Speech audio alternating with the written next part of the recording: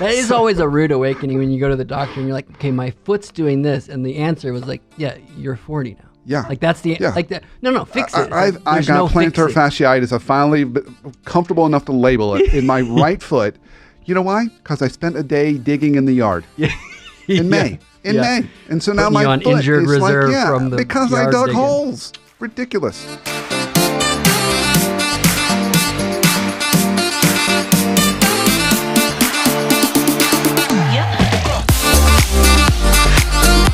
This is the Brandon Smith Show, and of course, I'm your host, Brandon Smith. And the entire purpose of this show is one singular thing, and that's to help you live a life that much more free from dysfunction. So this topic of the show, I think is such a fascinating topic, Jeff, and we're going to talk about it, and I'm going to introduce my guest in a minute. It's one that I have seen through the lenses of kind of my life at this stage that I think is really important to talk about, and that is, what is the kind of those seasons of our life where we have to do inner work, and what is the work that we have to do in our 20s to make sure we're setting ourselves up for success in our 30s, and what's the work we have to do in our 30s to set ourselves up for success in our 40s, and etc.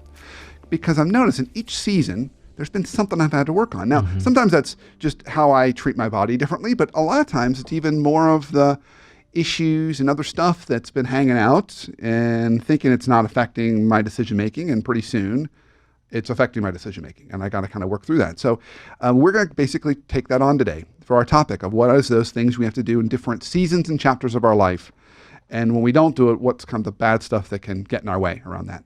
So Jeff, I am really excited to have you on the show. I'm happy to be here, Brandon. Thank you so much. Yeah, this is great. Yeah, so for those listening and not watching, Jeff Luce is our guest today, and he is a licensed professional counselor. And Jeff, I've known you for a while now. It's been a hot minute, Brandon. It's been a hot minute. Yeah. And we've talked about doing stuff together and figuring out, because, we're kindred spirits. We are. With our counseling backgrounds. And while I'm more amateur and I'm in the workplace, you're dealing with this stuff every day. People come to you and saying, hey, I'm kind of hit this wall and I really need to help to kind of get through it. Yep. And you're kind of helping people work through some of that stuff. That's right. So we're going to kind of take this topic on, but before we do that, tell folks a little about yourself. Sure. How'd you kind of get doing this, and what is your kind of typical day or week kind of look like these days? Okay, that's good. So my kind of background and story will feed into this topic for sure. So I actually started my career in the blue collar space. So I had a landscaping company in my 20s that I started from scratch at age 17, built up, kind of funded college and beyond, and late 20s kind of time frame, realized that was not what I wanted to do anymore, right? So I sold the business, was able to exit successfully from this landscaping company, funded grad school at that point, went back to grad school to become a counselor, a therapist. Most of my clinical background, early on at least, was with kids who are in the child welfare space, foster care, and places like that. I worked a lot with adolescents. And I've had quite a few different kind of roles and jobs. I've had some corporate gigs, have a corporate gig, and my counseling practice now is specifically focused on men. And I look at men kind of high school and up, so 13 to 70 or whatever. So that's kind of my niche and my focus. And like you said, what wall are you hitting, and how can we look at it together and get you over it? Yeah, fantastic. Yeah. So just curious, where was your landscape business? It was in the North Metro area. So I always joke because I know every single back road in North Atlanta. I can get anywhere. I don't need map. Yeah. It's a skill that you don't really need anymore. Google Maps, forget that. Just call me if you get lost. Exactly. Yeah. Exactly. Yeah.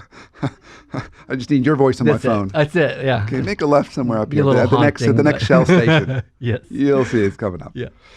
Okay, great. So I think the most logical place for us to jump into this is we're in our 20s. Yeah. We're hanging out in our 20s. Yeah. What are some of the things that you would see, or that when you think about developmental stages? Yeah. What's kind of the work that you think we need to be thinking about doing in our 20s? Yeah. So I would actually start briefly by taking a step back into the adolescent years. Nice. Just by saying, when I was working with adolescents, specifically kids who have gone through a lot, right? Maybe have experienced trauma or just really challenging times. It's always appropriate to get counseling if you're stuck, but a lot of times what I saw in those adolescent years is you can really do some good work around symptoms management, right? Like, let's get you like from a level 10 angry to level 7 angry so you can stay in school and all of that. You're not going to really be able to get into that inner work piece as easily. A lot of times because you're in the middle of whatever it is that's causing that. Maybe it's parent or whatever. So I would say the first thing in the 20s is if you've experienced anything significant in your childhood, that's the time to start getting into those things, right? And to take a look at your family of origin issues if you've got those. If there's some trauma in your history, that would be the time to at least begin a journey down that road to healing around that stuff. But at a high level, Brandon, I would say really it's identity, right? Like you're coming out of college and figuring out like who you are and you know what you're going to be about. And so you're still in many ways, and I experienced this, and I think many of us have, you're trying on identities, right? And you're trying to figure out who you are, right? And so that kind of core piece of that decade for me, for sure, is still about identity and figuring that identity piece out.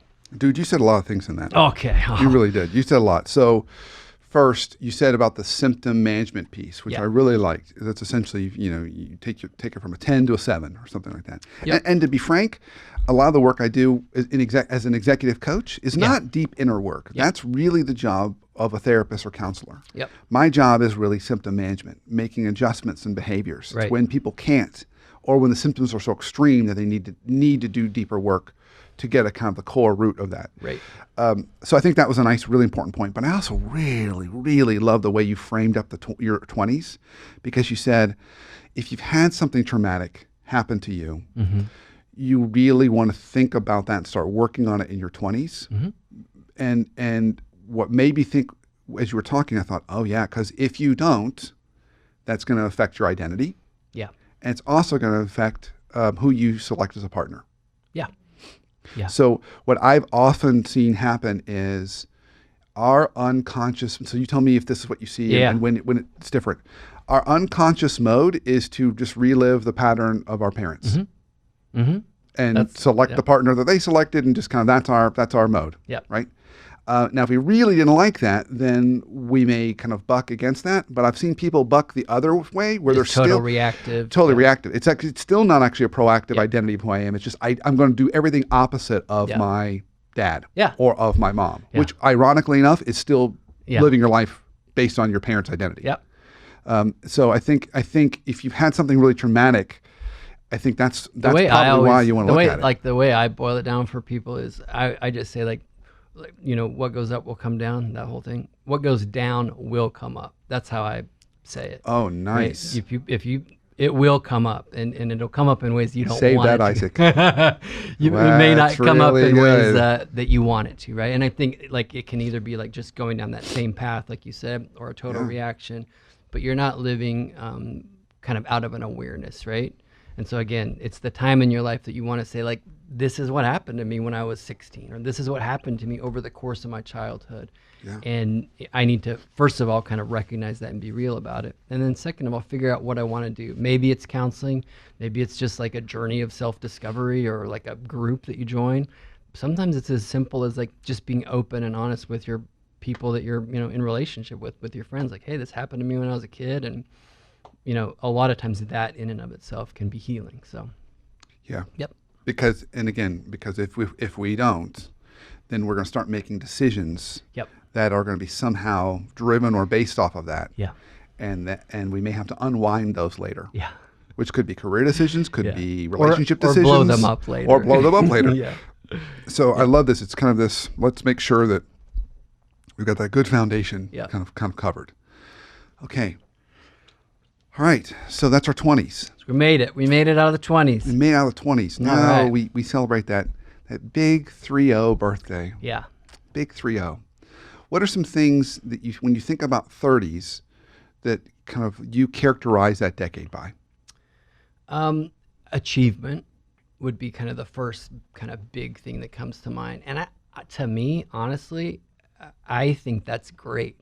And I embrace it and I welcome it. And I think it's a good thing to say, like, this is the decade where I'm going to focus on, like, nose to the grindstone. I'm going to kill it. I'm going to achieve, right? It's also the decade your metabolism really starts slowing down, which is always rude awakening. It's like, wow, I used to be able to like eat all of that. And yeah. So that's a 30s thing. Yeah. It sneaks up on you quick. Did these totally pants shrink? Like, what the heck's going on? I totally get it. I totally get it. So then we have to be more thoughtful about exercise and health. You got to start being mindful of that. Yeah, you can't bounce back like you could in your 20s, kind of in every kind of physical way for sure, right? Yeah. That's a real thing. But again, that achievement piece, if you're focused, you're beginning to achieve, you're beginning to get looked at for promotions. You've got a resume, you've got a track record, you've hopefully achieved a few things. And so you're starting to build that path and you're on that path. So, and again, I think some people look down on that, or, I just say embrace that. You're in your 30s, like go, achieve, do it. Yeah. It's also the time that many people start having kids. A lot of people start having kids in that decade. And so I think there's kind of a beginning of accepting where you're at in your life that I think can be challenging for a lot of people. My kids are a little older now, so we have a little more kind of flexibility and wiggle room to do things. But I'll go to like Gate City Brewery here in Roswell where I live, and I'll see like parents with their toddler or their like little baby. I'm like, okay, you haven't accepted the fact that you have a baby now. Like, it's cool, you're here, welcome, you're welcome. But it's like, it's okay. It's okay to be at home and like being in that point in your life. So yeah. So acceptance that you've said yes to some things, which means you maybe need to start saying no to some other ththings, right? So. Yeah, so I think, oh man, there's a lot here. So I'm going to label our 20s as the exploration. Yeah. Because I think you're exploring a lot, doing introspective work if necessary. And even in a career standpoint, it's very common and natural and normal to switch jobs every 2 to 3 years. Yep. And that's often today, that's how people get raises. Yep. Because they can get higher raises and increases if they're hopping every 2 to 3 years. That's right. You can't do that in your 30s. Because you're still doing that in your 30s, people are going to say, we can't. Yeah. We don't want to hire you. Because look at your sketchy vibes. This is a six job you had in the last That's right. 10 years. Now, I don't think we want to be the seventh. So I think you got to start to kind of commit to something, and that's where growth comes in. So we could also maybe label it as growth and commitment to a certain degree, right? Because you're saying, all right, we're gonna have a family. We're gonna start growing both personally and professionally. Yep. And I think that's important. And I love the fact that it means you've got to start to say no to some stuff because our plates are getting fuller. Yep. I had this was a McKinsey consultant I talked to years ago. He had 4 kids. And if you know much about McKinsey consultants, they think in charts and graphs. Like their entire brain is nothing but charts and graphs because they're always showing models and frameworks and all that stuff. Yeah. I love my McKinsey friends, by the way. Yeah. So he had 4 kids. So he immediately pulls out a piece of paper and he draws an X and Y axis. He's like, okay, your X-axis is kids. And he ticks off 4. He might have ticked off 5. And then your Y-axis is chaos. Okay? And so he says, you have your first kid, and it goes, whoop. Like, it's pretty chaotic. Like, this is weird. Like, I got diapers. And this, every kind of bodily fluid is coming out of them onto me. At any given time. But you figure that out. And then he says, then you go to the second one. It goes, whoop. It goes higher again. And he says, okay, he says, that's also hard. And from my experience, the big difference between 1 to 2 was our mobility dropped like a rock. You can't just take them, put them on your lap and go someplace, That's right. And then he goes, boop, then you go to 3. Again, another big kind of a little bit of a jump. And then for me, that was when it's all scale issue. We had to get rid of the sedan and get a minivan because you can't put 3 car seats in the back seat of a sedan. You can try. We did try, but you have to go both doors at the same time. Like, So I don't know how you did it because we couldn't figure it out. 1, So we're like, 2, 3. because we got to, And so then he goes, and then once you get to 4, it kind of flattens out and he draws this line right across, this horizontal line that goes all the way across. He's like, it doesn't matter. 4, 8, 10, it's the same. You've reached maximum chaos. And it's like, but I think that's that season, the 30s, is when you're doing all that. And for us, when our kids were 0 to 4, for me, that was like the hardest time because I hardly even remember those years because you were sleep deprived and you're trying to balance all the demands because you're growing lots of things at the same time.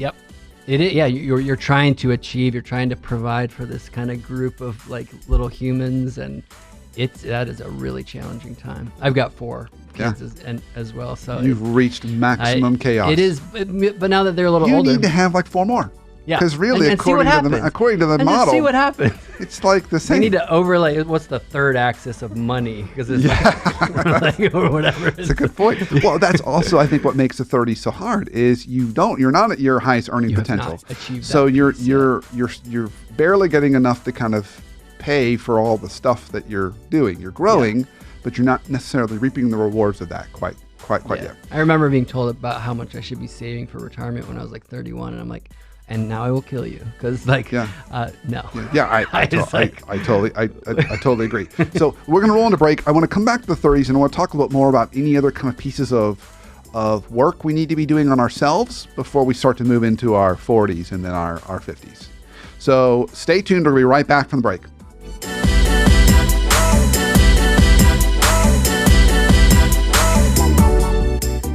Hey, this is Brandon with your coaching minute for the week. So one of the very simple tips that I give my clients that I find to be extremely helpful and beneficial with their direct reports, so for those manager clients of mine, is to do this. So at some point in the year, often about halfway between the time you give the performance review and the next performance review, so that 6-month mark, during your one-on-ones with your direct reports, at the end of the one-on-ones, I want you to ask your direct reports the start, stop, continue question. So in other words, you ask them this: what can I start doing to support you better? What can I stop doing that's getting in your way? And what can I continue doing that will help support you more? And what they come back to me and tell me is they say, oh my gosh, it was so amazing to hear not only the feedback, but how different each of my direct reports are and what they need from me. So think about a time this year when you can do that. Now, one more important thing around this tip: make sure you let your direct reports know that you're going to do that so they can think and prepare prior to that meeting.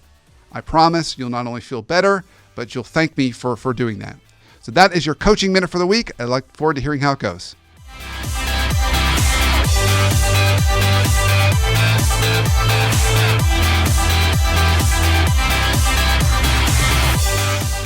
Welcome back from break. Of course, this is the Brandon Smith Show, and today we're talking about those seasons of life, our 20s, our 30s, our 40s, our 50s, and the work we need to be doing on those, both the inner work we need to be doing, but also what do each of those seasons hold for us as opportunities, and what are the things we need to be doing so we can move to the next season in a healthy way. So Jeff, right before the break, we were talking about our 30s, and we were kind of saying, all right, yeah, that's kind of if we put a big label on it, we might say growth and commitment, because you're committing to a career, you're growing in a career, you're committing to a family, you're growing to a family. For most folks, that's often the time they do it. What's also challenging, I think, is you made a great point. You say, when you say yes to stuff, you got to say no to something else. And I think that's also hard because I think I've seen some people say, gosh, I sacrificed my career. I don't want to sacrifice my career for the family, or I don't want to sacrifice my family for the career. And then you'll see sometimes there's, they'll make a choice and then they'll regret the choice later. So I don't think there's a right or wrong choice. It's just a matter of being intentional and knowing it's difficult to have it all. Yep. And particularly when you don't have a lot of money. Yeah. And so you're dealing with all that. Yep. What else do you think we can be doing in our 30s that might be good to set us up? So again, kind of jump back to the 20s. If you've skipped the step in the 20s of dealing with that inner work, it's never too late, right? So if you've skipped that step and you're out of your 20s, do it now, right? Yeah. Get into it. Because what goes down will come up. Will. Right. I love that. Will come up. Where you said that. Will. Not just like might. It will. Not just, it could. Or maybe it'll stay down there forever. No. Will. And it will come up. It'll come up in relationships. It'll come up in your health, right? Like heart disease even. Like there's all kinds of studies that show the connection between kind of that piece. So do that work, right? If you're in your 30s and you haven't done it yet, get into it.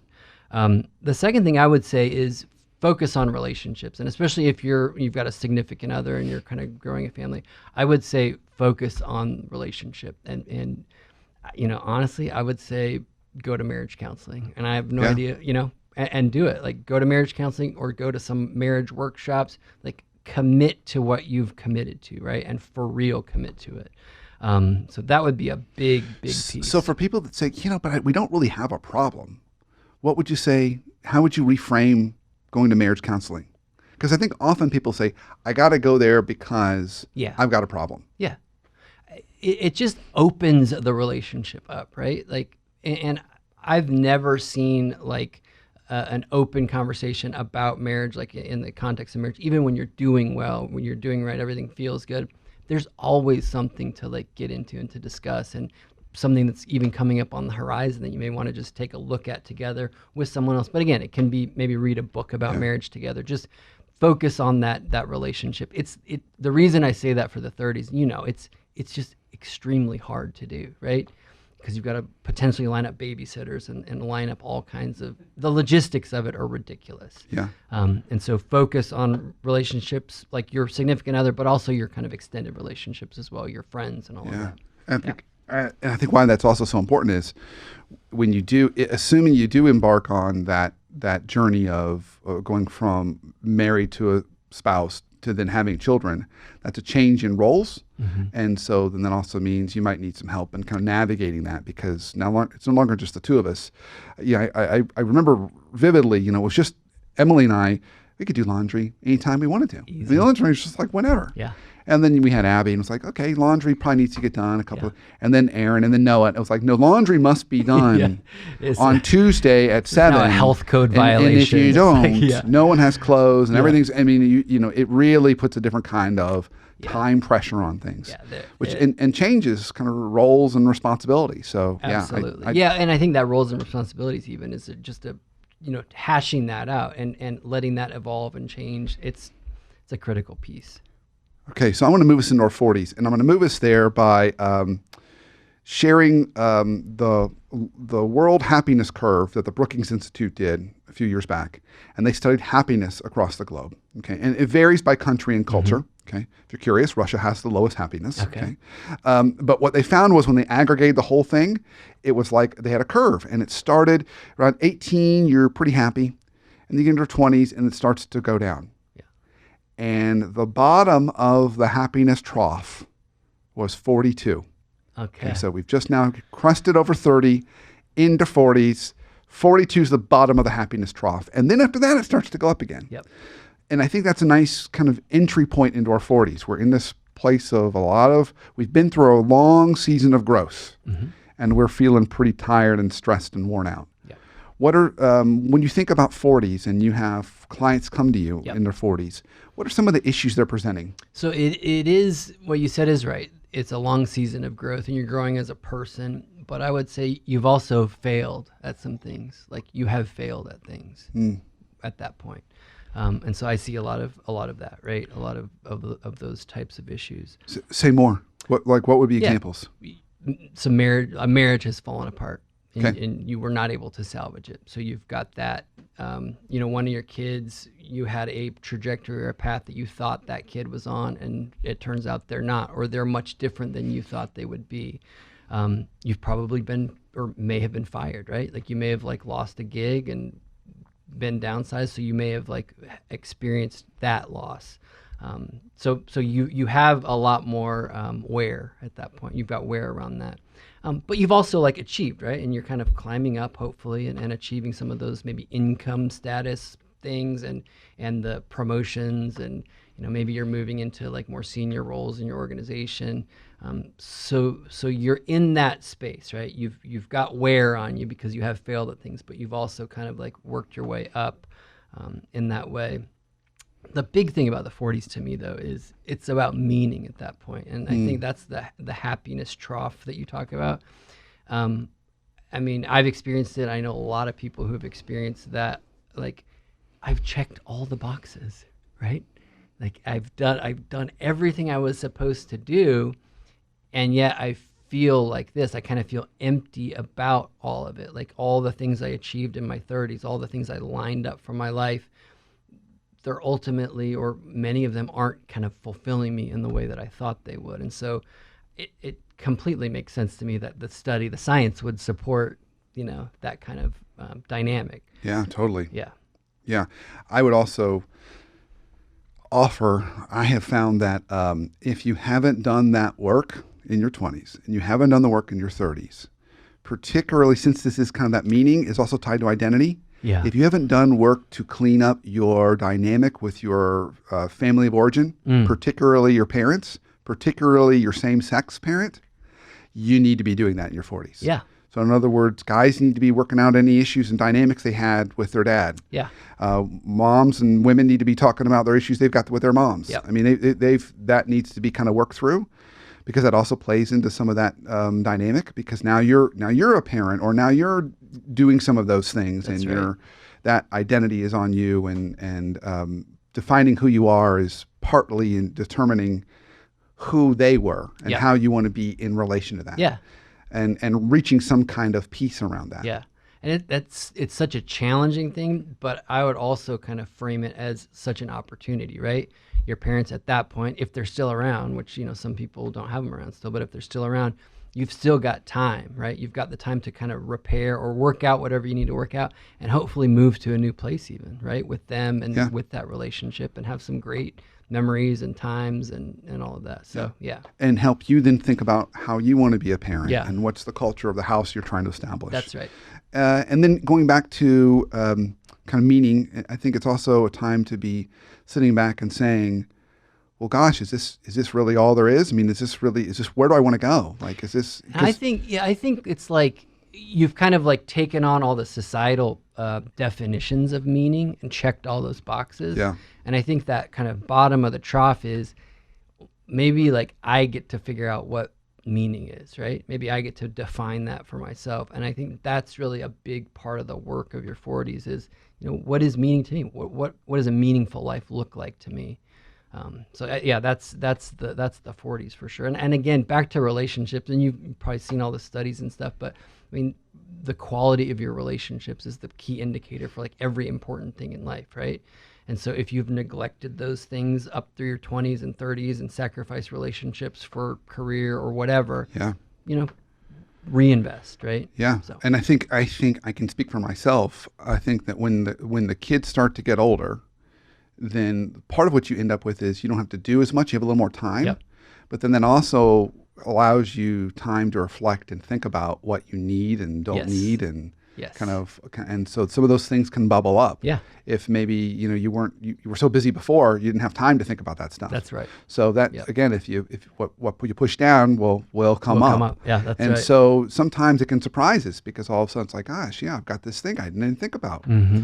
But it's a season to kind of reevaluate and think about what do you want next, because if you're mid 40s, you're halfway through your career, That's right. and so you're on a path.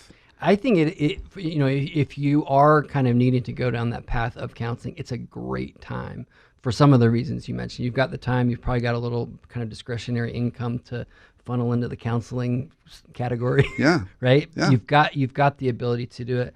And it's the time that people are really serious about it. Like they're really reflective and they're in that meaning phase. So it's a great time for that. Yeah. So I want to move us into our 50s. We're getting close here to the end of the show. Last thing on the 40s. And you should stretch a lot too in your 40s. Your body needs a lot more stretching. Mine sure Less does. contact sports. It does. Yeah. Oh, yes. Yeah. No, actually, everything becomes a contact sport in your 40s. It's like that step on the stair becomes a contact sport. That is always a rude awakening when you go to the doctor and you're like, okay, my foot's doing this. And the answer was like, yeah, you're 40 now. Yeah. Like that's the, like that. No, fix it. I've There's got no plantar fixing. fasciitis. I'm finally comfortable enough to label it in my right foot. You know why? Because I spent a day digging in the yard in May. May. And so now Putting you my on foot injured is reserve like, from the because I yard dug digging. holes. Ridiculous. Okay, so then we move into our 50s. And we'll leave this as kind of our last season for our conversation today. What are some things, hallmarks you think about your 50s? Yeah, it is really kind of like integrating all of that. So, I mean, I'll kind of reiterate briefly, but again, I work with guys who are coming in their 50s who this is the first time they're coming in for counseling to address these issues and all that. Great. Like it's never too late. I've worked with guys up to 70s and 80s even. So that's a big part of it. But it's really the time in your life that you're kind of integrating. Like you've for the most part probably kind of raised your kids and maybe they're beginning to spread their wings and you're integrating all of that meaning piece. You're on the up slope, on the up curve of that happiness curve, hopefully.